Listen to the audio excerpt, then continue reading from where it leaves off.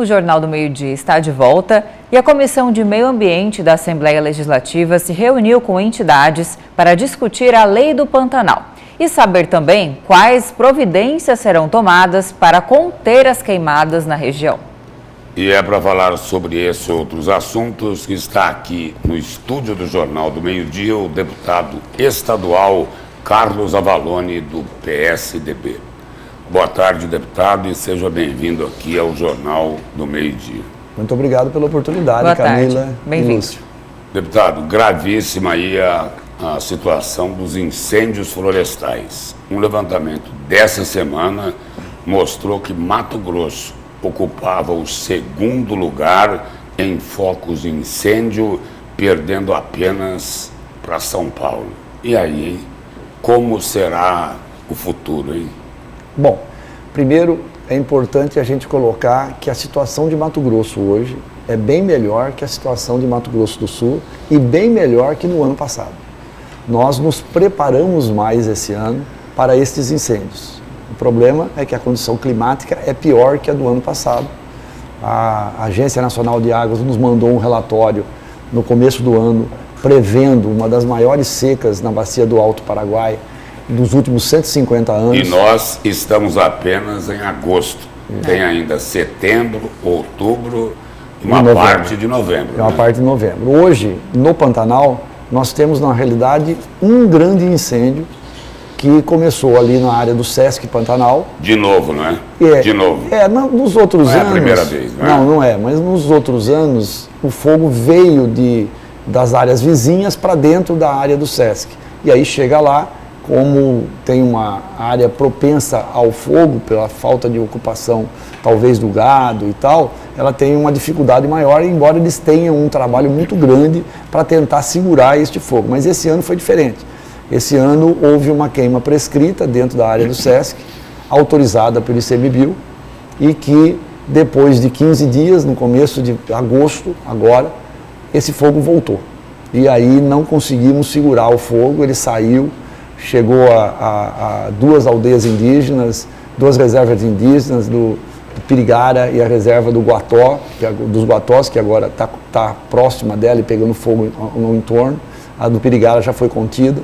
Ainda ela estava entre dois rios, né, grandes, que seriam o rio São Lourenço e o rio Cuiabá, não vindo para o lado da Transpantaneira e do Parque do Encontro das Águas. Então nós estamos fazendo um grande acero. Se o fogo pular, ele já pulou umas 2 vezes, mas nós estávamos lá, nós que eu estou falando, todos os que estão trabalhando isso, né? Principalmente o Corpo de Bombeiros, brigadistas e tal, e eles contiveram. Ontem mesmo ele pulou e foi contido, ontem mesmo com aceros e tal. E ele passou o São Lourenço e entrou naquela área que teve aquele crime ambiental, aquela área, o fogo passou para lá, como eles tinham 4 grandes equipamentos lá, pacas regadeiras e tal, esses equipamentos estão à disposição dos bombeiros e está conseguindo, vamos dizer assim, está conseguindo manter sob controle. A qualquer momento pode descontrolar, porque a questão climática é complicada, mudança de vento e velocidade do vento.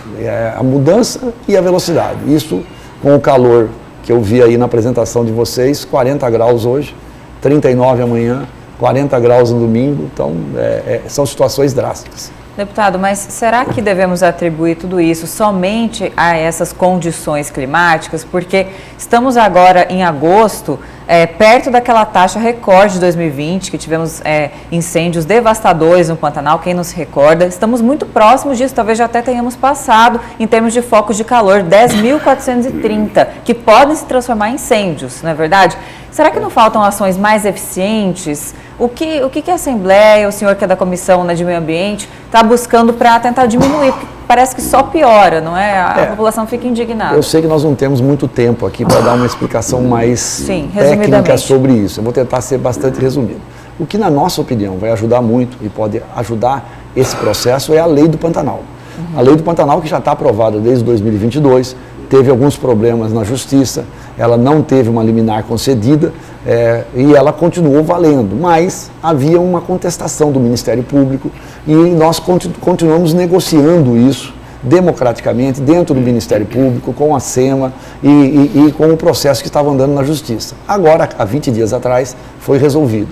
Chegou-se a um entendimento A lei voltou para a Assembleia na quarta-feira dessa semana, nós já lemos ela, eu já dei o relatório, já fiquei como relator na Comissão de Meio Ambiente, já aprovei o relatório, já voltou e foi pedido vista pelo deputado Lúdio e ela volta na semana que vem para ser votada em primeira. Essa é uma lei que é importante. Ela permite que o pantaneiro volte a ter condições de estar dentro do Pantanal. Ele que cuidou por 300 anos do nosso querido Pantanal. Agora, ele estava saindo do Pantanal e as propriedades estavam abandonadas. E agora, quando o bombeiro chegava, o fogo já tinha avançado muito. Deputado, o grande debate aí na lei do Pantanal é que a exploração econômica dessa região, que é importantíssima não só para nós, para o planeta, ela tem que ser sustentável, não é? Vai ser sustentável ou não? Com certeza será sustentável. Ou o poder econômico vai acabar falando mais alto? Com certeza será sustentável. O que nós colocamos na lei? Coloquei na lei assim, estas palavras. Coloquei, é proibido na área úmida do Pantanal mineração, soja, algodão, PCH, pecuária confinada, só pode na área úmida do Pantanal, só pode, tudo no texto da lei, só pode. Pecuária extensiva, como sempre foi a pantaneira, turismo e ecoturismo, mais nada pode na área úmida do Pantanal. E o que seriam essas áreas úmidas ali? Não é o bioma todo? É todo o bioma do Pantanal, onde ela a área alagável do Pantanal. Certo. Logicamente, há uma... Não só as beiras há de discussões, rio. Não só a beira do rio, é a área Certo. toda alagada, Transpantaneira inteira, Barão de Melgaço, todas essas regiões, tudo isso é proibido. Então, assim, a lei é muito importante. Sobre os focos de incêndio, que eu acho que é importante colocar. Quando a gente fala 10 mil focos de incêndio, você lembra que antes... Focos de calor, não é necessariamente incêndio. Quando você coloca que em junho, mais ou menos, vamos falar maio falava-se assim, muitos incêndios já ocorreram, focos de calor tanto. Quando está no período que pode pegar fogo, esses focos acabaram ajudando a não ter fogo agora. Você concorda? Porque aonde queima, você não vai queimar novamente. Se ele foi autorizado, não foi um crime, ele ajudou, porque foi uma queima prescrita, foi uma queima feita no período que podia queimar. O problema é quando o fogo acontece a hora que não pode, porque ele perde o controle dentro do Pantanal. Então, nós temos que saber fazer essa diferenciação, o que quando a gente anuncia, nós não temos isso. Tem como fazer, mas essa é uma explicação que eu tenho trabalhado muito com os bombeiros, para a gente poder informar isso à sociedade através de vocês. Informar o que foi e o que não foi. O nosso Corpo de Bombeiro é o único Corpo de Bombeiro do Brasil, que vai investigar o crime e discutir se o fogo foi ou não foi criminoso. E ele faz um laudo e nós temos tido milhões de reais. Mas lá em São Paulo agora não tem até Polícia Federal investigando incêndio? Mas não é o Corpo de Bombeiro que vai fazer a perícia. Vai investigar, vai pegar o cara pôr no fogo, é diferente, pega ele cometendo fogo na hora. Mas a perícia ela vai descobrir se quem foi que fez o fogo acontecer. Já tem um levantamento disso? Não, eles estão fazendo, já tem uma equipe separada, isso já faz 3, 4 anos que os bombeiros nossos fazem, e se vocês pegarem o número que a SEMA pode informar de multas que são aplicadas, que vêm desse sentido, vocês vão ver. Agora, falado pelos bombeiros, o nosso problema hoje não são os pecuaristas, não são os fazendeiros, eles estão ajudando a conter. Eles sabem que o maior problema é o prejuízo que eles vão ter. Queima o gado, morre gado, queima a fazenda. Hoje existe uma conscientização. O que nós temos é condições climáticas. As 4 grandes incêndios do ano passado, aqueles que nós todos vimos, os 4 foram por raio. Nenhum foi criminoso. Foram raios que aconteceram em locais de difícil acesso. Então, nós tivemos agora, o senador Wellington, o deputado Medeiros, o deputado Barbudo, nós fomos até Mato Grosso do Sul, fomos na Marinha, sentamos em Ladário e fizemos um pedido de muito mais estrutura para cá. Já tem o Exército, tem a Marinha já atuando. Tudo isso nós fizemos antes de começarem os incêndios e por isso que a situação aqui é melhor, mas nós estamos tendo um fogo preocupante agora em Chapada, subindo o morro.